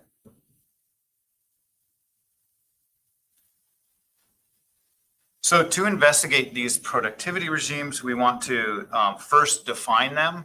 You know, right now we've defined them as a low weighted age, high weighted age, and current weighted age, and we've defined different periods that we've observed in the past. But we also crossed that with high and low PDO. And so we just, want to make sure we're okay with those definitions and define current as actual current based on the most up-to-date information. We use the operating model to conduct simulations, assuming different productivity and a range of SPR values, which you saw in the previous slides, which we can take from past MSAB requests. We can evaluate the effects of productivity on the optimal fishing intensity. As we saw yesterday, we've started doing that. We'll identify management procedures to investigate that incorporate productivity, and then we'll determine effective methods to present the effects of productivity. And this is getting at those purple trace plots with the green, the purple and green, and other ways that might be useful for stakeholders, participants to understand the effects of productivity, what is best. And that's where we really need a lot of MSAB help. And so, so we're going to start with these first three, and then that'll really be the focus of this year. And then we'll get into 4 and 5 as we have a good understanding of those first three.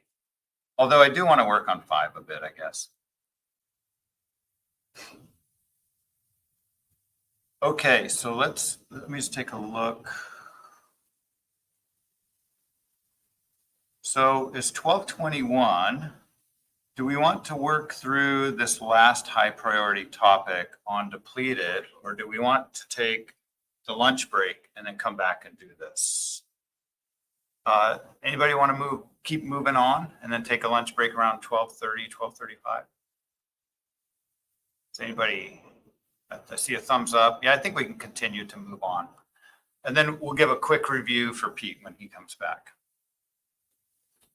So the last high priority topic, the 4th one, is to further develop the depleted concept and identify a limit reference point. We talked about this yesterday and talked a little bit about the work that has been done. So as a review, we talked about these 2 plots showing depleted as a concept where it's constant spawning biomass, and overfished is a constant relative spawning biomass, where overfished is getting at the effect of fishing without the environment, and depleted is getting at the effect of fishing and the environment. So depleted has not been fully developed in the harvest strategy policy, and we want to do some work to investigate that. Mentioned yesterday, there were 2 methods to look at this. One is we could look at just what's the lowest spawning biomass we've seen the halibut population recover from. Because the halibut population is still out there, we know it's recovered from all of them, except maybe we're at a low place now where it could not recover, which I believe is doubtful. But we are at one of the lowest spawning biomasses now that we've observed historically. The other method was to conduct simulations with the OM, or the MSE framework, where we simulate the population out, assuming maybe a worst case scenario like low productivity, and we fish it really hard down to small spawning biomass levels and then stop fishing, except for maybe about 3 million pounds, a little bit of bycatch and subsistence fishing per se. And then we see if the population recovers in the simulations. And then we can do that many, many times and find if there's a break point, bifurcation point, or find probabilities of recovery when it gets down to certain spawning biomass levels. The SRB was interested in those simulations. We showed some pilot simulations at the last SRB meeting in September, and they made a recommendation to continue those simulations and bolster them with more so that we can really identify a clear point at which there would be 100% recovery of the population. Now, we talked about what are some of the assumptions of these simulations, and this is what the important part is here. Is we don't want to do these, we might want to specify a worst case scenario for these simulations, because if we specify a worst case scenario, then we know we're good for any other scenario. And so we thought, okay, let's do low productivity for these so that the spawning biomass is low and we have low average recruitment. And thus we are certain that if we have better recruitment or better weighted age, that we would be at a higher spawning biomass. But I think it's worth to also do these simulations with some other productivities as well as a sensitivity. Just make sure that we're capturing the worst case scenario. The second assumption is depensatory spawner recruit relationships. And what I mean by depensatory is that the recruits per spawner, the number of recruits you get per spawning biomass, is reduced at very low spawning biomass. And so it could actually be the case where you don't have the number of recruits is not actually replacing the spawners on average at very low spawning biomass. Typically, a population will be recruits per spawner can actually increase as the spawning decreases, but this is invoking like the fish are there's so few fish that they can't aggregate in the big enough spawning aggregations to have successful spawning, or they can't find each other, or they're just not reproducing as well as in a bigger population. We've done some work investigating that, and we have some ideas of levels to do that at. So we want to introduce that and maybe do some different levels as sensitivities as well. Now, the MSAB yesterday identified a third bullet point that's not on this slide, which I'm very grateful for. And that was the fecundity at size relationship, or what some people call BOFs, big, old, fecund, fat females, I think it stands for, with 3 Fs. And that is basically the concept that the older and bigger a fish gets, the more it can contribute to the recruitment, and it contributes. So I think we used the example yesterday, 2 50-pound or 1 100-pound halibut may have better recruitment success than 2 50-pound halibut. They might produce more eggs, they might produce better eggs, we don't know. So I think that would be another axis to introduce into this. And and I think I've already written a paragraph to put in the report, we'll verify later.